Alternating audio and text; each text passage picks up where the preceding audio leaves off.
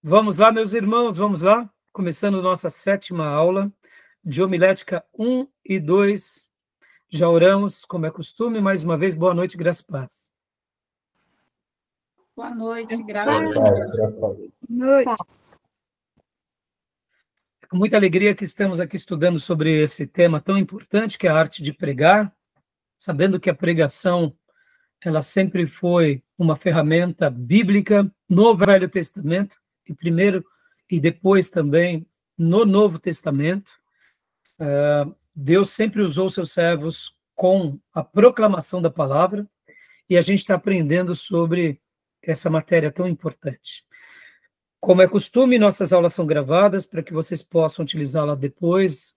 Essas aulas são gravadas também, as nossas aulas, para que futuros alunos em EAD possam estar utilizando esse material também como parte do currículo, e também gravamos para abençoar o maior número de pessoas onde quer que essas aulas cheguem, tá bom? E hoje, meus irmãos, nós estaremos continuando falando sobre o assunto pelo qual iniciamos semana passada, que são os 3 tipos de sermões: temático, textual e expositivo. E hoje eu achei por bem aqui, nesse módulo, de fazer algo mais prático. Então, nós hoje estaremos aqui trabalhando minuciosamente sobre esses 3 modelos de sermão. Eu, logo de início, estarei concluindo a leitura sobre o sermão expositivo, onde nós tínhamos parado o slide na semana passada, aliás, na terça-feira, né? E o que acontece? Nós estaremos, logo na sequência, fazendo algumas lições práticas sobre os 3 tipos de sermões mais usados. O que acontece? O nosso querido professor Sérgio Mascarenhas, quando ele dá esse módulo no seminário, ele utiliza da 8ª aula até a 13ª aula, ele utiliza desses dias de aula, fazendo sermãos com a classe. Eu achei muito curioso, né, o método didático do professor Sérgio. Inclusive, eu nunca tinha exercido essa função aqui nos módulos que eu já dei. Já dei esse módulo várias vezes. Como eu costumo dizer para vocês, que cada turma ela é viva, né? Ou seja, a necessidade de uma turma é diferente da necessidade de outra turma. Mas eu achei prudente fazer com vocês esse exercício. Talvez pelo fato de muitos irmãos aqui estarem ainda no início do ministério, estarem aprendendo o que é um sermão, como confecciona, como escreve um sermão. Então, ao fazer a minha lição de casa hoje, eu pensei, irei copiar e irei estar seguindo o modelo, ou pelo menos parte, do professor Sérgio Mascarenhas, onde ele confecciona, juntamente com a classe, os seus sermões. Então, assim, hoje a gente vai fazer isso. Então, nós estaremos lendo, né, o slide 7, da página 18 em diante, onde paramos, e logo na sequência nós estaremos confeccionando, tá bom? Gostaram da ideia? E eu, para facilitar hoje, o que a gente vai estar fazendo aqui? Nós estaremos lendo novamente o Salmo 56, porque na aula da terça-feira nós lemos o Salmo 56. Eu iria usar a aula da terça-feira passada para fazer um pouco essa experiência, acabou não dando tempo. E isso é normal, até porque, como eu gosto, né, de esclarecer as perguntas dos irmãos e tirar as dúvidas em tempo real, então isso acontece. Então, a gente vai ler de novo o Salmo 56, tá bom, meus irmãos? E a gente vai fazer aqui uma leitura, eu diria, num primeiro momento devocional, e logo depois a gente vai para o slide e depois a gente vai trabalhar. Dando tempo, nós estaremos lendo também aqui o slide número 14 e, querendo Deus, o 15, porque aí, a partir da 8ª aula, a 8ª, a 9ª e a 10ª aula, eu pretendo trabalhar muito mais com vocês sobre a teologia da homilética, o que o pastor, o que o pregador, o que o professor, ele realmente precisa. Qual é a grande necessidade de um pregador? Porque a gente está aprendendo aqui na estrutura, e isso tudo é muito bom, mas se nós perdermos a essência, a estrutura não vai servir de nada, né? Então, tá bom? Então, eu gostaria de que um irmão ou uma irmã lesse para mim aqui o Salmo 56. Eu vou estar compartilhando nessa versão. Na minha versão aqui é a versão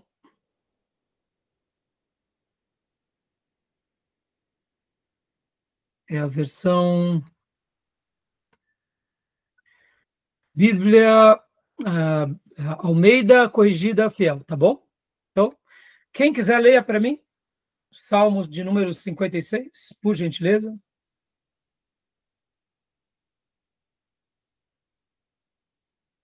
Do verso 1? Do verso 1 em diante.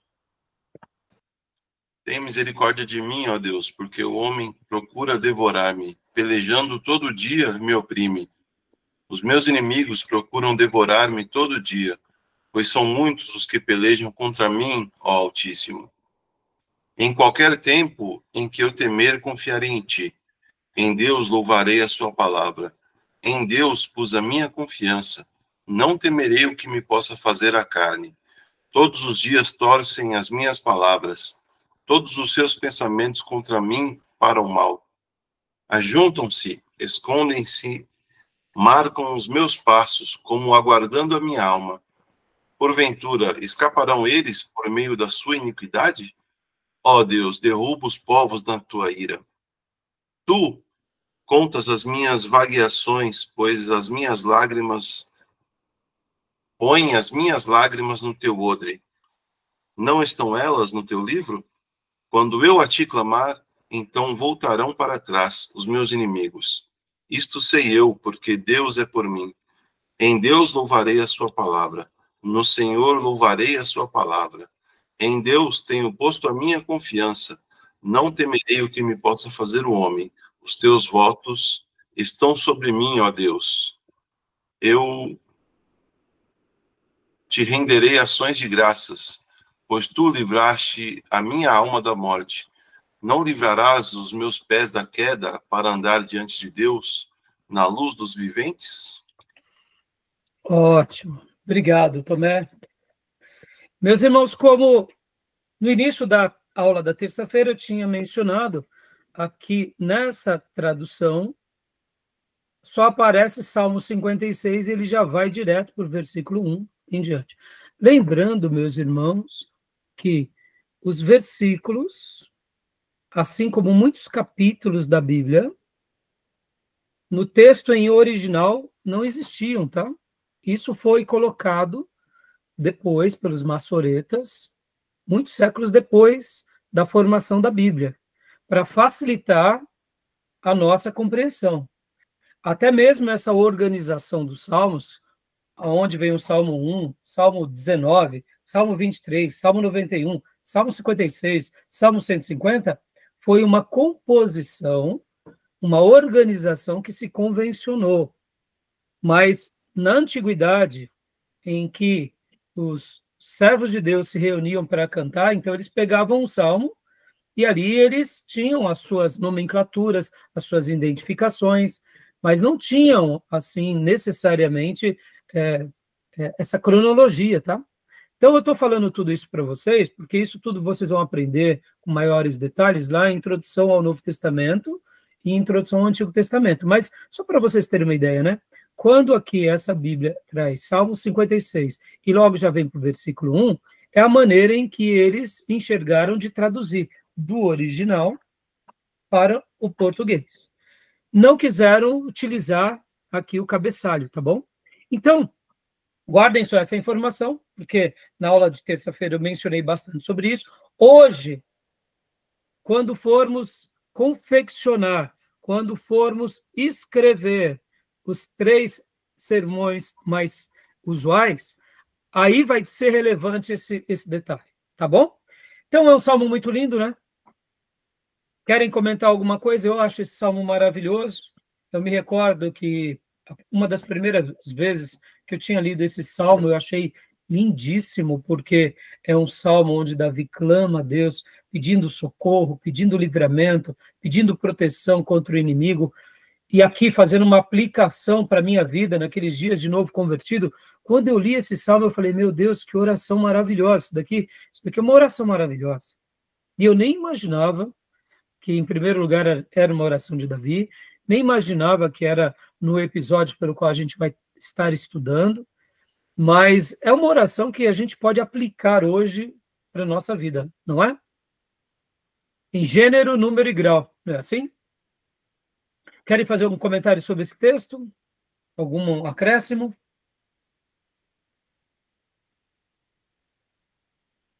Não?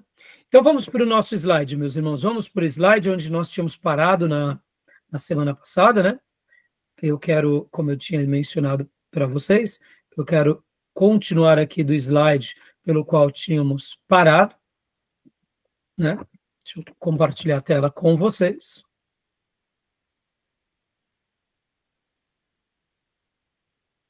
Paramos aqui.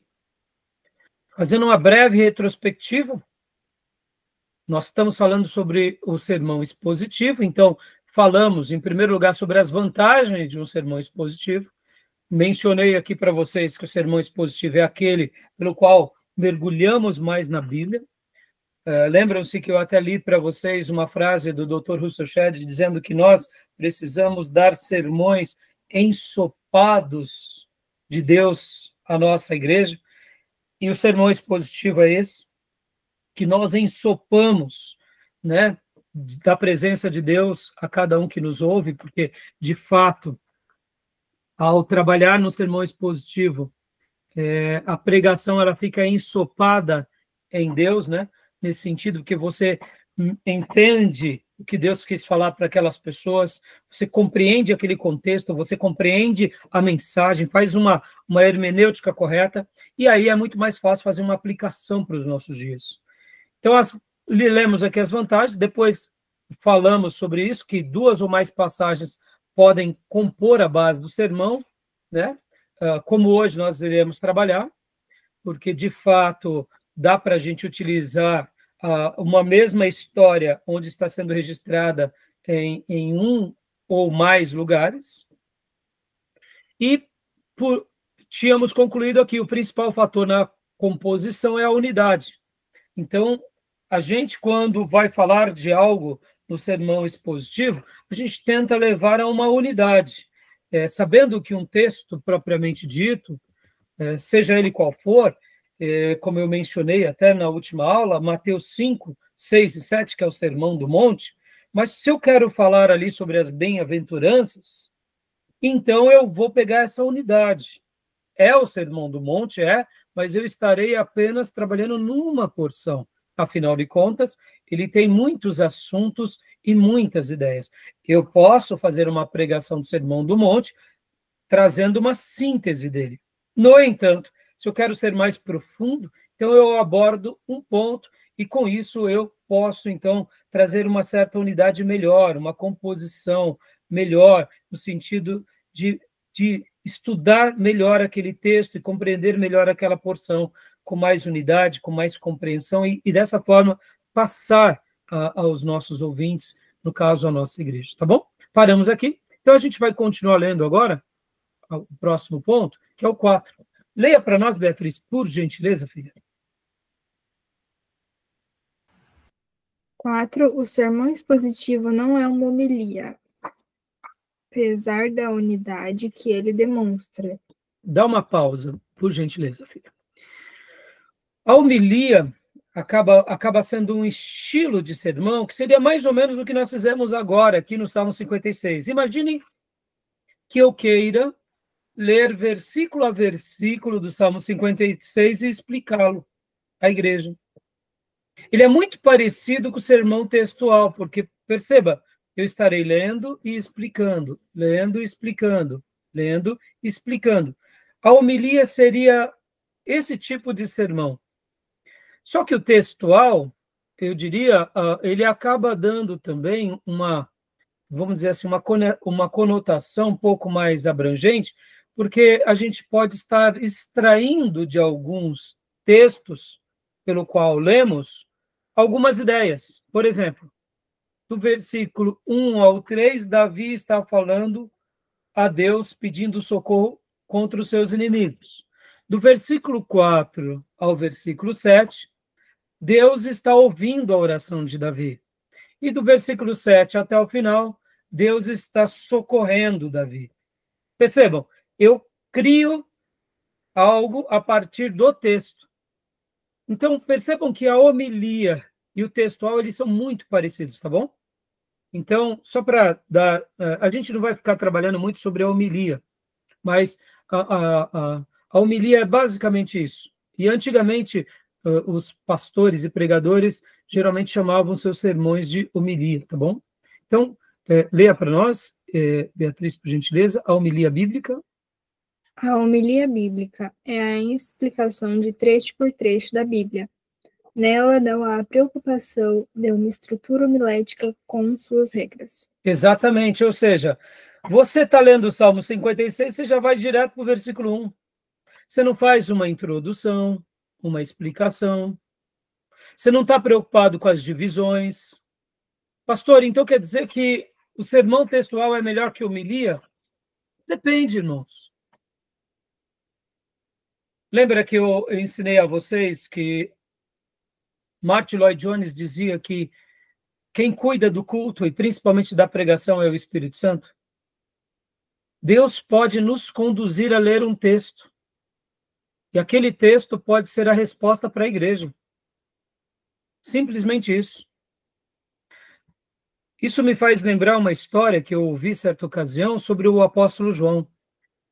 O apóstolo João, registram alguns comentaristas e até alguns biógrafos que a maior contribuição do apóstolo João na igreja primitiva foi a mensagem de João e o exemplo de João. João, ele foi conhecido durante toda a sua trajetória como o apóstolo do amor. E essa mensagem, o apóstolo do amor, ou a mensagem do amor, era uma mensagem tão poderosa na vida de João, que alguns comentaristas, quando vão escrever sobre o primeiro século, vão deixar claro que a vida e a obra de João, o apóstolo, era sempre resgatando esse princípio do amor. Quando a gente lê agora 1ª, 2ª e 3ª João nessa perspectiva, a gente compreende melhor. Quando a gente lê o Evangelho de João e lê sabendo dessa biografia bíblica, até mesmo as lições sobre o amor que João deixa registrado se torna muito mais relevante. E por que eu estou dizendo tudo isso, irmãos? Porque era comum João, segundo alguns historiadores, dizer: filhinhos, amemos uns aos outros, como o Senhor nos amou. Num primeiro momento, é uma frase bíblica, é um texto sagrado, mas João dizendo isso, tendo sido alguém que testemunhou o próprio amor de Deus encarnado, foi testemunha da revelação, foi canal da revelação, e agora estava preparando essa igreja para transicionar para uma próxima geração. Então, João, ele marcou demais o ministério da igreja primitiva com essa mensagem, com esse exemplo. Até porque ele também, bom a gente lembrar que ele era chamado filho do trovão. Ou seja, ele sai de uma natureza tempestuosa para o apóstolo do amor. Então, por que eu estou falando isso aqui para vocês? Para mostrar que muitas vezes, vamos imaginar, meus irmãos, é uma igreja que está passando por um momento muito caótico de contenda. E o pastor simplesmente, ele ora, ele jejua, ele busca. E de repente Deus vai conduzi-lo para que ele leia 1 Coríntios 13 na igreja. E ele não cria nada, ele só lê o texto e ele destaca versículo a versículo. Vocês compreendem que quando eu faço menção a uma igreja que está vivendo em guerras, em contendas, em brigas, e de repente um pastor, depois de muita oração, depois de muita consagração, jejuns, o Senhor o guia, 1 Coríntios 13, e ele faz uma leitura, versículo a versículo, discursando muito pouco palavras dele ou acréscimos dele, mas destacando o texto nessa comunidade, que é uma mensagem mais maravilhosa do que essa. Perceba, a homilia ela não está preocupada com as estruturas homiléticas. E muitas vezes podem ver que numa pregação pode acontecer isso. Nós estamos trabalhando aqui sobre as estruturas, irmãos, mas vocês têm que aprender, e eu quero trabalhar bastante a partir da semana que vem, que é a 8ª, 9ª e a 10ª aula, eu quero falar muito sobre essa teologia da homilética, e aqui já estou dando algumas pinceladas, que é ouvir do Espírito Santo, como os nossos irmãos do passado ouviram, e como eles se entregaram, e como eles fizeram a obra, porque muitas vezes a gente está preocupado com a estrutura e não com a essência. E muitas vezes o Espírito Santo, que é o dono da igreja, que é o dono da palavra, que é o dono da nossa vida, é o dono do nosso corpo, é o dono do nosso intelecto, é o dono de tudo que a gente tem e possui, está querendo nos conduzir para o mais simples e a gente está querendo enfeitar o pavão. Então, a gente está aqui dentro dessas estruturas, aleluia, porque a gente está querendo aprender como melhorar, mas tem vezes que a gente também tem que ser simples e ir para o básico, porque em muitos momentos, menos para Deus é mais. Sai da nossa intelectualidade, sai das nossas expertises, sai da nossa construção, sai do nosso raciocínio, e a gente simplesmente coloca a palavra de Deus com autoridade, com amor, com a entonação correta, vivenciando aquele momento, passando uma mensagem, olhando nos olhos das pessoas, sentindo o coração das pessoas, passando essa emoção e essa unção que está extravasando da gente, menos é mais. E aí a gente fazendo uma homilia, pode ser que a gente atinja, tá bom? Então perceba que a homilia, ela tem essa característica, né? Então, ficou claro? Tudo bem? Alguma pergunta? Então, o sermão expositivo, não, aí talvez alguém diga, então o pastor, ao pregar 1 Coríntios 13, ele fez uma mensagem expositiva. Não, não. Ele só fez uma explanação de 1 Coríntios 13. Rasa, mas objetiva. Em muitos momentos da nossa vida vai ser assim, irmãos. Isso me faz lembrar também Billy Graham, certa ocasião, enquanto ele foi pregar, se não me engano, para a corte londrina. Ele estava diante de muitas pessoas ilustres e ele queria dar uma mensagem muito rebuscada. E o Espírito Santo o incomodou e disse para ele, pregue a sua mensagem mais simples. Porque ele estava diante de homens muito famosos e muito importantes, então ele pensou, eu vou pregar a minha mensagem mais rebuscada, mais teológica, mais profunda. Mas o Espírito Santo o conduziu e ali ele lutou com ele mesmo e ele obedeceu ao Espírito Santo, e aquela mensagem, com toda aquela simplicidade, impactou demais aquela corte, aqueles homens, e nos próximos dias, os meios de circulação falaram que ou veio um pregador muito abençoado, que trouxe uma mensagem bíblica, uma mensagem poderosa, ou seja, irmãos, percebam, Billy Graham, o grande pregador do século passado, ele foi tentado a enfeitar e Deus o conduziu à simplicidade. Lembrem-se de Martin Lloyd-Jones. Quem é o dono do culto, quem é o dono da igreja, é o Senhor. E que possamos ouvir do Espírito. Bom? Então, continua para nós, minha irmã Beatriz, por gentileza. Agora aqui, vamos dar alguns exemplos apenas de sermões expositivos. É claro que aqui, irmãos, é só esboço, para que nós pudéssemos expressar esse sermão como expositivo, a gente teria que ir mais profundo, mas vamos ver aqui esse esboço do sermão expositivo de Êxodo 14, do 1 ao 14. Exemplo, Êxodo 14, do 1 ao 14, beco sem saída.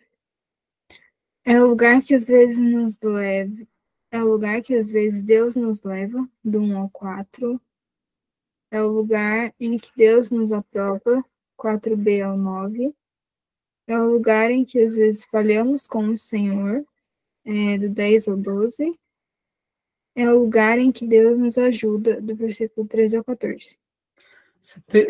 Essa mensagem é maravilhosa, né, irmão? Vocês conseguem lembrar? É aquele episódio em que o povo de Deus está diante do Mar Vermelho e vem Faraó com seu exército tentar destruí-los, e ali o povo fica desesperado.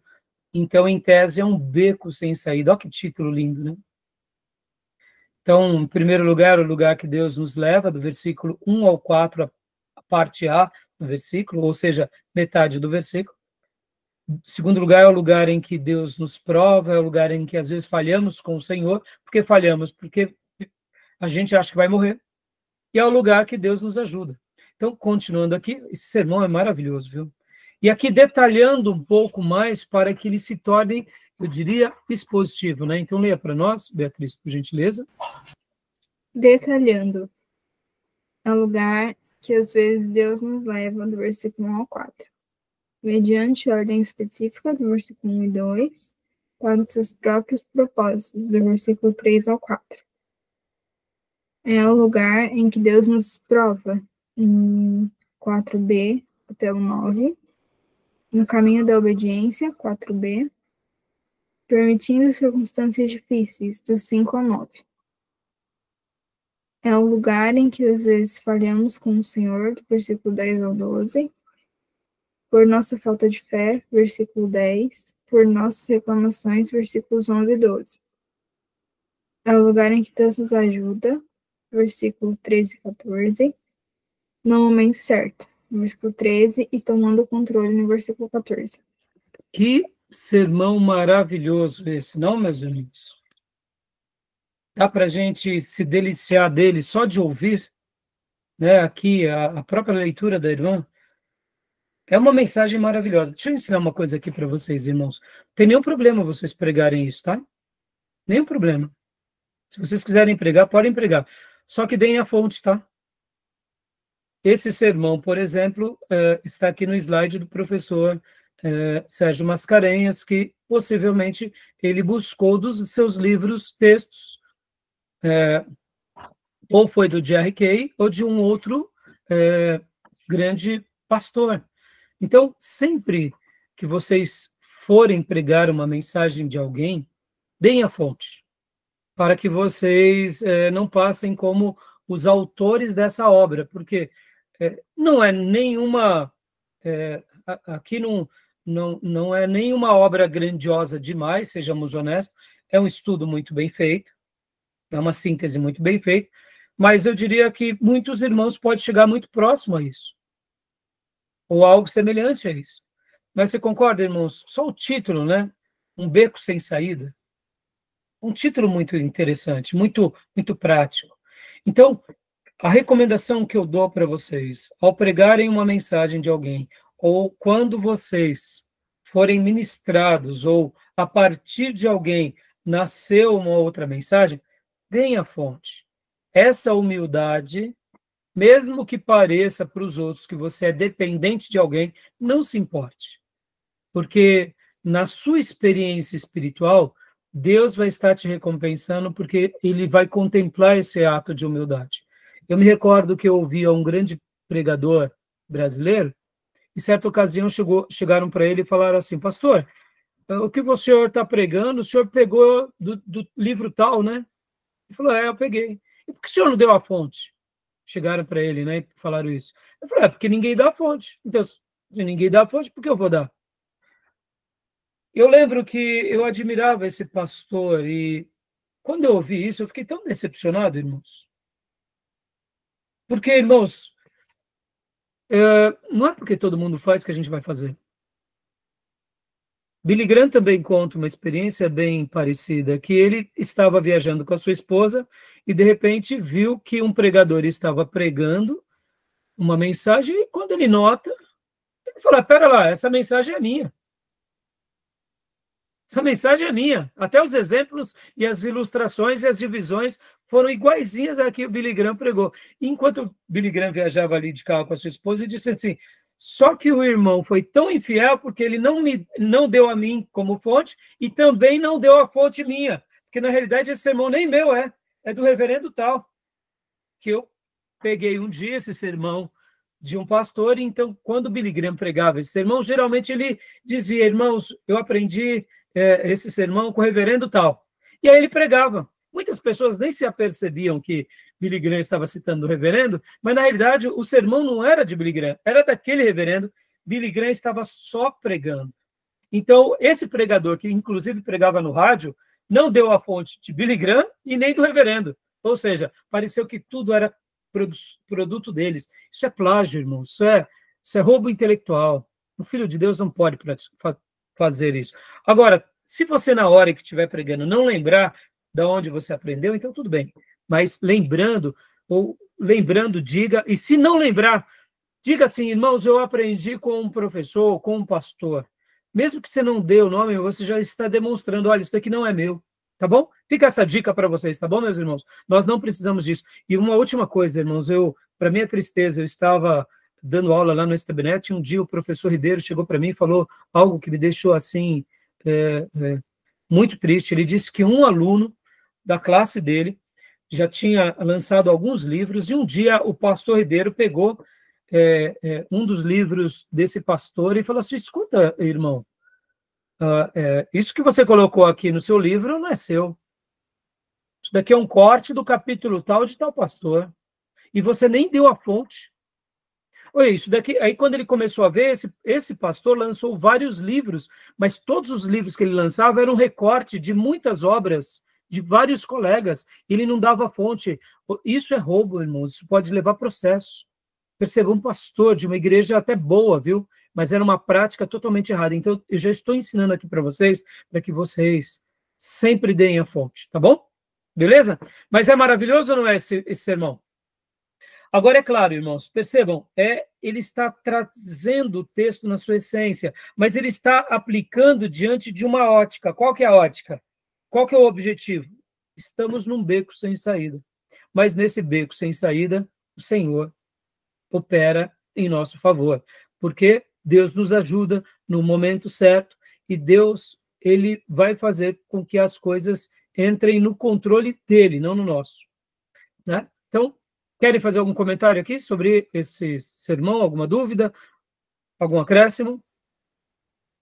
Como eu disse, irmãos, aqui é só um esboço, viu? Então, aqui é uma síntese, tá? Vamos lá, continuando, então. Então, aqui concluímos, né, esse modelo do esboço expositivo, e agora a gente vai para alguns outros modelos de sermões. Olha lá, vamos ver. Que é sermões baseados em perguntas. Aí você pode fazer um sermão baseado em pergunta, seja ele temático, seja ele textual, ou mesmo expositivo, tá?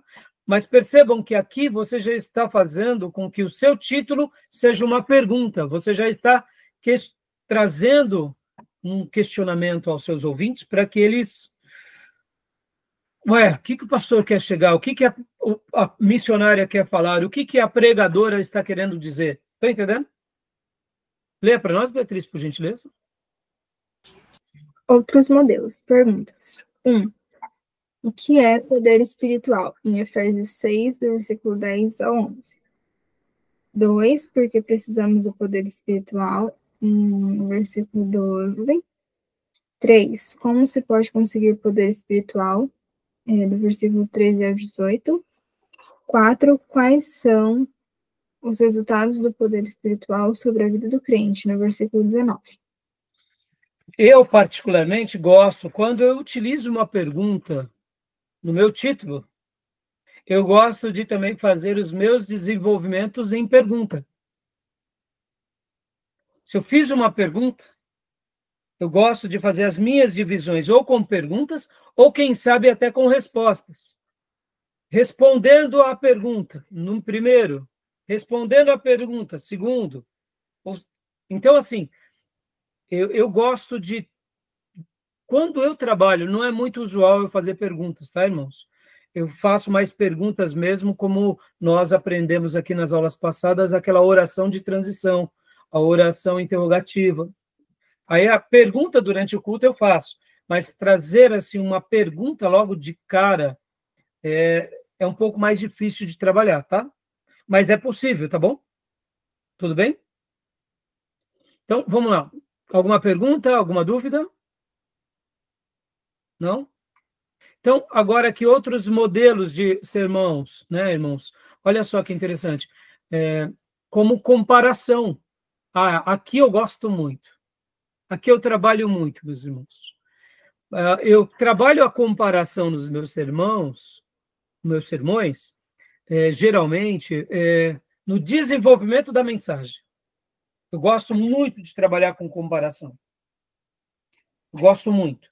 Então, no desenvolvimento ou na condução da mensagem, eu gosto de trabalhar com essas comparações. Mas aqui seriam outros modelos já de sermões, desde, eu diria, o seu título, né? Leia para nós, Beatriz, por gentileza.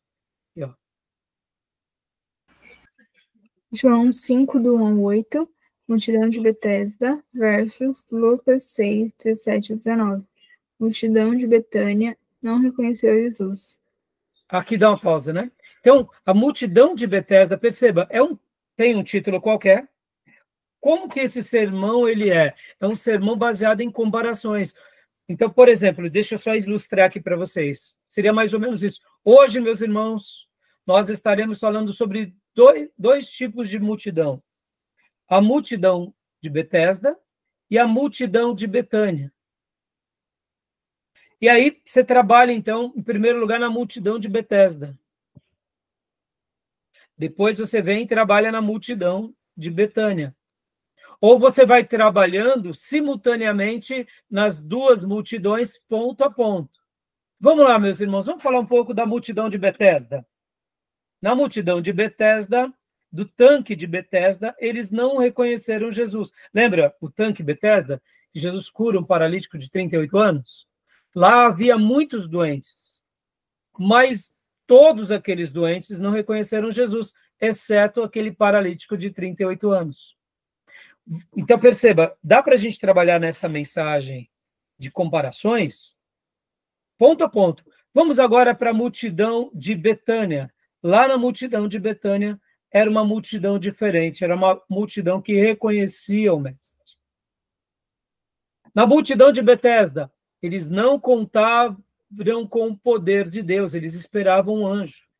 Na multidão de Betânia, eles contaram com o poder de Deus. Na multidão de Betesda, ele não enxergou a possibilidade de mudança. Já na multidão de Betânia, eles enxergaram a mudança. Na multidão de Betesda, foram insignificantes a pessoa de Jesus. Já na multidão de Betânia, eles eram relevantes à pessoa de Jesus. Na multidão de Betesda, criam na estrutura, ou seja, aguardavam um tanque, aguardavam um anjo, aguardavam uma piscina. Mas já na multidão de Betânia, eles aguardavam uma pessoa. Que pessoa era essa? A pessoa de Jesus. Na multidão de Betesda, eles tinham fé no rito, que se anjo não aparecesse, Deus não podia operar. E se as águas não fossem agitadas, eles não seriam curados. Já na multidão de Betânia, eles não acreditavam no rito, mas acreditavam no Cristo ressurreto. Linda essa mensagem ou não, meus irmãos? Sejamos honestos. Simples, objetiva, mas maravilhosa ou não? Percebam, tem vezes que a gente não precisa de muito, né? Basta uma criatividade. Uma criatividade. E por isso que eu disse que eu quero estar trabalhando mais a partir da aula que vem, que é esse toque de Deus. Guardem isso, irmãos, mais do que uma estrutura, é você ouvir do Espírito. O que o Espírito Santo está te conduzindo? Deixa eu fazer aqui um adendo sobre teologia da homilética. Qual é a diferença de ouvir a voz de Deus e ouvir a voz da nossa consciência? Será que há diferença? Será que a gente se confunde nessas duas vozes? Percebam, irmãos, em muitos momentos a gente vai afirmar que é Deus falando, mas não é Deus falando.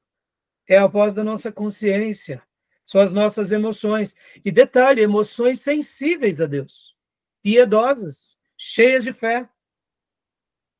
Mas é o nosso coração e a nossa alma desejando um milagre.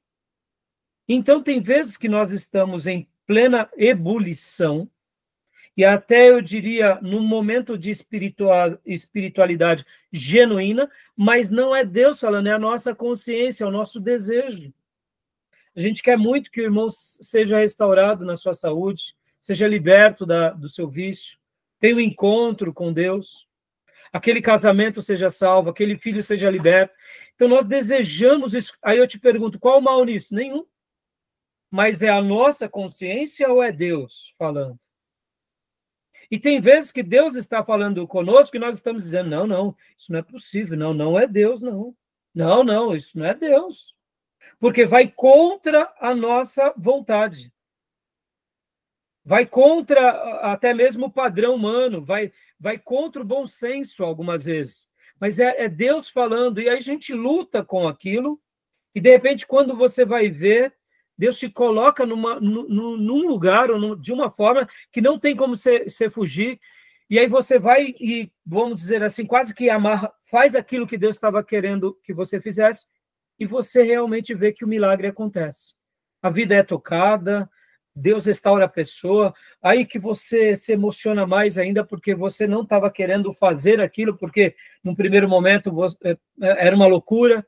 Ou seja, percebam, então tem vezes, não é que a gente está negando a voz de Deus, mas tem vezes que a voz de Deus ela vai na contramão daquilo que pensamos.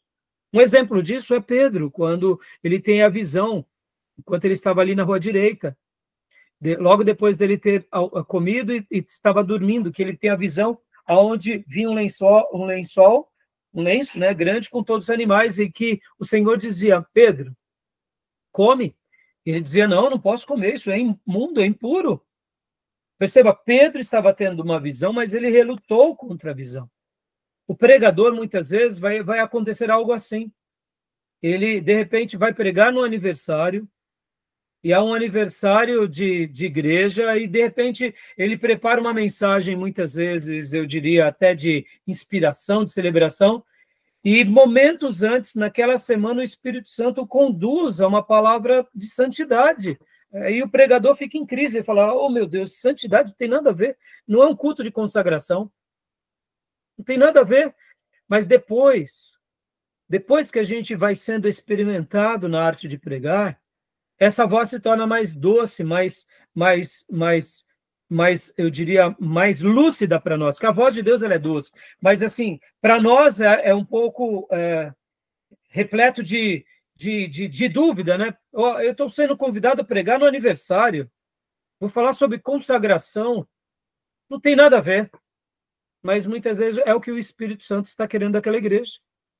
Então, quando a gente se entrega a isso e a gente ouve a voz de Deus e não a voz da nossa consciência, com certeza a gente vai colher frutos melhores. Só para eu explicar para vocês na teologia da homilética, como que a gente ouve a voz de Deus e não a voz da nossa consciência? É muito simples, meus irmãos. É muito simples. Por isso que nós precisamos, em primeiro lugar, da Bíblia, porque a voz de Deus passa pela peneira, pelo crivo da Bíblia. E segundo lugar, é por isso que nós precisamos do outro. Por isso que a gente precisa de um pastor, de um mentor, de um amigo, de um companheiro de ministério. Porque muitas vezes, como eu disse para vocês, nessa interação do dilema do que pregar, nós chegaremos muitas vezes e diremos assim para um amigo, para um pastor ou para um companheiro de ministério, falando, meu irmão, como aqui, por exemplo, na nossa classe, pastor Rai, me ajuda em oração, porque eu fui convidado a pregar e estou num conflito. E é nessa hora que a gente vai orar junto. É nessa hora que a gente vai buscar a presença de Deus juntos.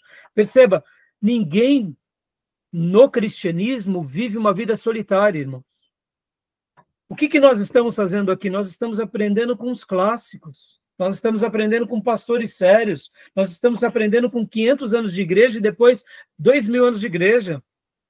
A gente não está aqui inventando a roda. Quantas são as vezes que eu passo para vocês uma instrução como essas aqui, eu recebi dos meus pastores do seminário, companheiros, professores do ministério, que só me enriqueceram, só me esclareceram, só me melhoraram. Então, percebam, irmãos, para que a gente seja livre de seguir a voz da nossa consciência, porque a voz da nossa consciência pode parecer que é Deus, mas muitas vezes a gente naufraga. É porque muitas vezes a gente não está aberto ao quê? A pedir ajuda para o próximo, pedir ajuda para o irmão, pedir ajuda em oração. Essa humildade nos falta. E aí é como se Deus estivesse dizendo assim, tá bom, meu filho, o meu ministério, o meu reino não é solitário. Eu queria tanto que essa sua emoção, que esse seu sentimento fosse melhor discernido por você, porque você está achando que sou eu falando, mas você vai se perder com você mesmo. E é aí onde nascem muitas heresias, é aí onde nascem muitos pastores regados de visão, de profetada. Por quê? Porque eles ouvem a Deus sozinhos. Eles dizem que estão ouvindo, mas nós não vemos de fato o agir de Deus por meio daquilo que eles estão fazendo. Pelo contrário, eles acabam deixando um péssimo rastro. Porque quando o doente não é curado, a profecia não se cumpre, mesmo que eles tenham artifícios para negar tudo isso, nada vai se retirar da vida deles, porque eles vão naufragar. Felizes são aqueles que no náufrago, de ouvirem somente a voz da sua consciência, aprendem com essas quedas e vão pedir ajuda para alguém. Tá bom? Tudo bem, meus irmãos? Ficou claro? Essa questão da voz da consciência, a voz de Deus? Né? Isso é muito importante, irmãos. Por isso que nós precisamos de ajuda. Nós precisamos de ler bons livros. Nós precisamos de ler bons comentários. Nós precisamos de ler a Bíblia. Nós precisamos pedir ajuda para os nossos líderes. Tá bom? Beleza? Tudo bem? Então, continuando aqui. Alguma pergunta? Algum acréscimo? Continuando aqui. Outro modelo de sermão é tipologia. Leia para nós, Beatriz, por gentileza. A tipologia de Jesus em toda a Bíblia. Gênesis, animal que Deus matou para cobrir o homem.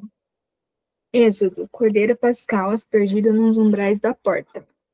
Levítico, cordeiro cerimonial. Números, nuvem e coluna de fogo. E Deuteronômio, a lei que rege o homem. Em outras palavras, não se preocupem, muitas vezes Deus está te usando, tá te conduzindo para que você, por exemplo, meus irmãos, falem sobre um assunto que vai ser uma tipologia. Simplesmente isso. Então, percebam que a tipologia também faz parte de uma estrutura homilética, que você pode desenvolver um sermão, muitas vezes temático, ele acaba sendo mais temático, mas ele pode ser muito usual, tá bom? Tudo bem? Ficou claro? Lembrando que a tipologia também é uma figura de linguagem que nós aprendemos em hermenêutica. Percebam como a aula de hermenêutica e de homilética, elas se interagem. Porque na hermenêutica, que é a arte de interpretar, você estuda para você. Agora, na homilética, você vai passar aos outros aquilo que você aprendeu, tá bom? Tudo bem? Alguma pergunta, alguma dúvida? Não? Outro modelo de sermão baseado em... Pode ler, Beatriz, por gentileza? Carta aos Hebreus. As melhores coisas. A melhor religião tem o melhor fundador. Versículo 1 ao 4. Versículo a capítulo. Não, isso. Como agora é um modelo de sermão baseado num livro. Ou seja, são sermões que acabam sendo praticamente estudos do livro. Foi o que o pastor Ribeiro fez, né? Então, aqui, é a carta aos Hebreus, é a epístola aos Hebreus. Só que ele tem um tema geral, as melhores coisas. E aí, do capítulo 1 ao 4, do 5 ao 7, do 8 ao 9, 10, 11 e 12 e 13. Pode ler para nós, Beatriz? E aqui seriam, se, por exemplo, irmãos, olha só, quem está baseando-se num livro e quer pregar sobre aquele livro, dá para fazer uma mensagem de um único dia baseado aqui? Dá, desde que você seja sucinto. Você está explicando, dando uma abordagem, explicando cada tópico como se fosse a sua divisão a divisão da mensagem, né? É óbvio, para você ser mais profundo, o que eu sugiro, meus irmãos? Quer ver um exemplo? Vamos supor que eu fui convidado a falar na Igreja do Júnior sobre o livro de Hebreus. Eu vou falar durante algumas semanas sobre o livro de Hebreus. Na minha primeira mensagem, então, já que o meu tema geral são as melhores coisas, então, na minha primeira mensagem, eu faço esse resumo de todo o livro de Hebreus. Então, eu falo que, olha, irmãos, a gente vai aprender nas próximas semanas, e aí leia para nós aqui, irmã, a primeira frase, por gentileza. A melhor religião tem o melhor fundador. Capítulo 1 ao 4. A melhor religião tem o melhor mediador. Versículos 5 ao 7. Capítulo 5 ao 7. A melhor religião provê um sacrifício adequado. Capítulo 8 ao 9. A melhor religião se baseia na adoração verdadeira. Capítulo 10. A melhor religião exalta a verdadeira fé. Capítulo 11.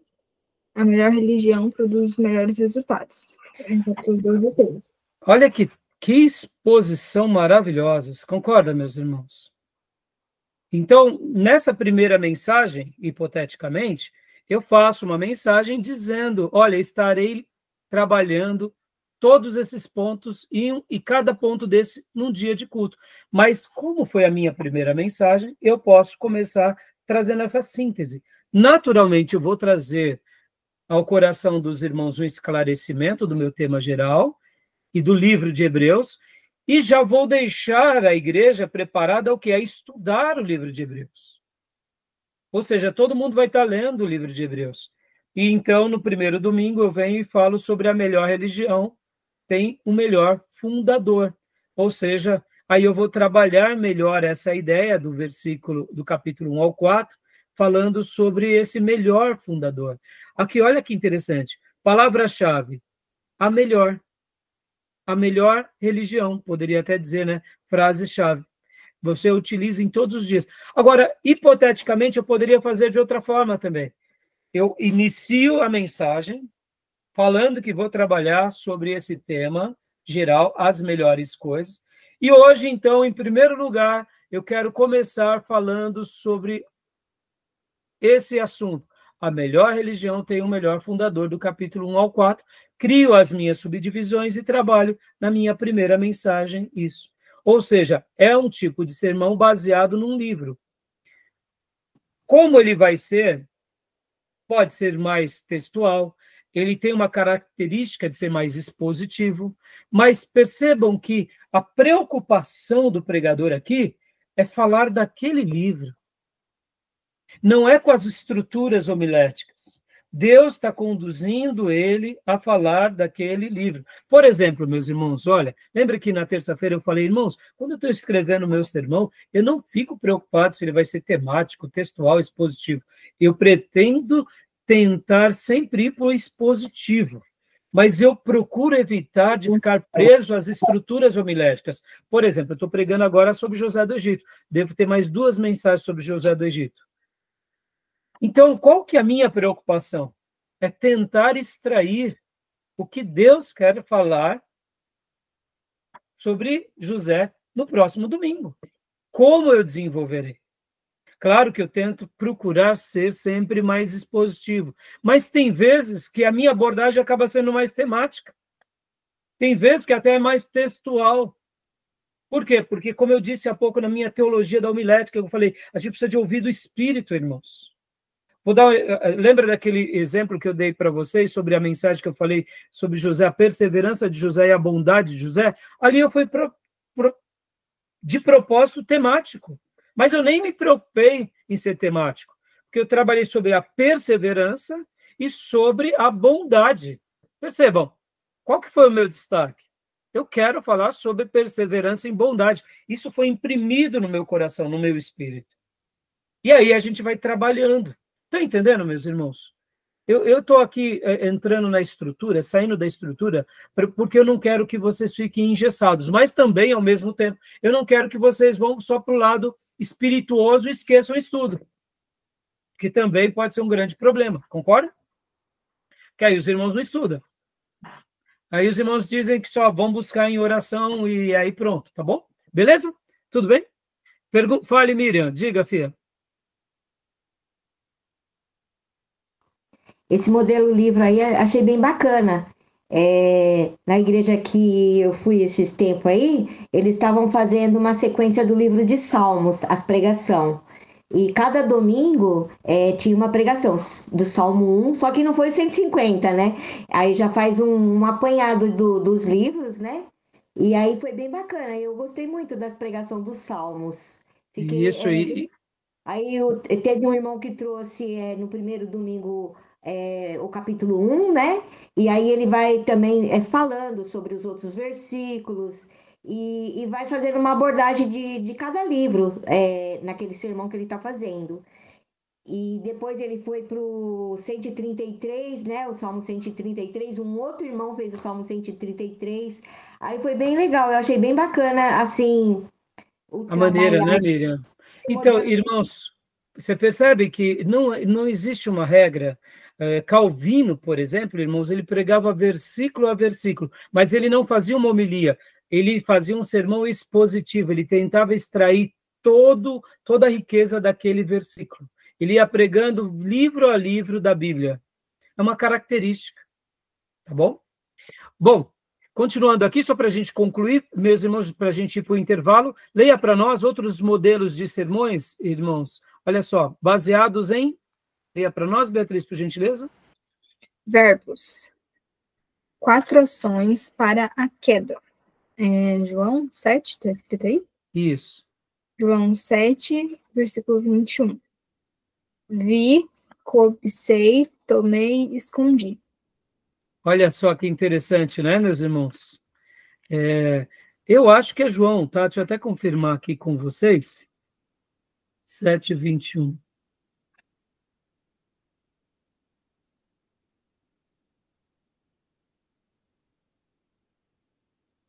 Eu não sei se é João, não, viu? João 7:21 não é, não. Eu acho que é outro texto, mas não tem problema, depois eu tento ver qual era, tá? Mas, assim, é muito comum. Ah, é 1 João. Não, não é 1 João. Eu não me recordo agora. Tá mais para Gênesis, né, do que João, né? Depois eu tento descobrir qual é a passagem, tá? Jó não deve ser? Deixa eu ver Jó, rapidamente. Eu esqueci de verificar a fonte enquanto eu preparava a aula. Eu gostei da expressão verbos, vi, cobicei. Não, é Josué. Claro, Josué. Aqui ficou claro. Vi, cobicei, tomei, escondi. É a capa, a capa babilônica. Pode ver. Vamos lá. Tenho certeza agora, é Josué. Lembrei pelos verbos. Josué. Josué 7:21. Quer ver? Isso, é isso mesmo. Quando vi entre os despojos uma bela capa feita na Babilônia, 2,4 kg de prata e uma barra de ouro de 600 gramas, eu os cobicei e me apossei deles, então escondidos no chão da minha tenda, com a prata por baixo. Vi, cobicei, tomei, escondi. Meus irmãos, presta bastante atenção. É Josué, tá, meus irmãos? Josué, depois eu até arrumo o slide. Josué. Olha que lindo. Sejamos honestos. Esse é um sermão textual? Sim, é textual porque está baseado no texto. Mas é um sermão textual baseado em verbos. Lembrando que a palavra verbos são o quê? Ações. As ações que foram tomadas levianamente aqui. Então, olha que sermão maravilhoso. Não é um sermão maravilhoso esse?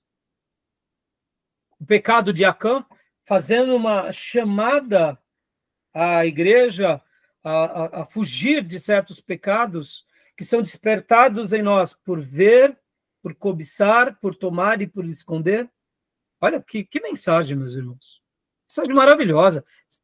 Lembra o que eu falei há pouco? Menos é mais? Menos é mais. Tem vezes que, depois de uma mensagem como essa, as 4 ações para a queda, a igreja sai morrendo de temor, de ficar vendo coisas levianas, de cobiçando coisas que não deve, de tomar e muito menos esconder. E se tem alguém fazendo isso, o Espírito Santo vai trabalhar nessas vidas. Percebam que mensagem linda, uma mensagem baseada em verbos. Esse sermão ele pode se tornar um sermão temático, sim, mas nesse caso não é só temático, ele é mais textual, porque ele está dividido no texto. E muitas vezes você nem foi para o lado expositivo, você foi para o lado prático. Você pega o próprio texto, ele é tão claro, e já traz para a prática de cada um. Você não precisa nem falar muito do contexto, né? Perceba, claro que o expositivo vai enriquecer mais, mas mesmo que você tenha e deseje ir para o expositivo, o forte dessa mensagem são os verbos. Que verbos? Os verbos deixados pelo Espírito Santo nessa história. Maravilhoso ou não? O texto ele sugere uma grande reflexão, não digo nem tanto pregação, mas uma reflexão para toda a vida, não só religiosa, mas para a vida do seu cotidiano. Sim, e agora, Júnior, pensa assim, pode ser um estudo? Pode. Pode ser uma mensagem de exortação? Pode. Pode ser uma exortação de um pastor amoroso? Pode. Pode ser uma mensagem de um pastor assim, bem regado de autoridade? É o estilo de cada um, mas é uma reflexão, é um apontamento, é um direcionamento, e mais uma vez, menos muitas vezes é mais. Tá vendo, meus irmãos? Guardem isso, tá? Tudo bem? Joia? Eu já vi também essa parte no capítulo da Eva. Sim, sim. Quando fala, né, que ela comeu do fruto também, já vi focado. Se repete, né? Por isso que eu, na hora que estava vendo Jó ali, eu falei, mas peraí, deve ser... Porque também, lá em 1 João, vai repetir na concupiscência da carne, soberba da vida, né? Então, ali parece também... por isso que eu falei 1 João, mas aí me veio a lembrança, principalmente quando falou sobre o escondi, né? Ficou claro. Mas eu vou parar aqui, a gente continua logo na sequência aqui, tá bom? Porque já deu a hora, senão vai ficar muito tarde. A gente já está concluindo esses slides para a gente ir para a segunda aula. A gente conclui esses slides, tem mais 2 ou 3 slides só, e aí a gente vai para a prática dos sermões, tá bom? Beleza? Mas tá dando para compreender vários modelos de sermões, aonde a gente pode estar fazendo sermões como esse, né? Baseados em verbos. Esse é um outro tipo de sermão que eu gosto demais de trabalhar, meus irmãos. Eu gosto muito de pegar a palavra, e não somente verbo, mas a palavra, e destrinchar aquela palavra no culto. Só isso. Só isso. Uma palavra. Tentar ir para o original, tentar dar uma pincelada, tentar trazer os sinônimos, tentar enriquecer com textos paralelos, tá bom? Tá bom, meus irmãos? Ok. Alguma pergunta? Alguma pergunta? Então vamos parar? E aí a gente vai para o nosso intervalo? Fechado? Então, vou parar a nossa gravação, em instantes voltamos, tá bom? 5 minutinhos de intervalo, logo na sequência a gente volta.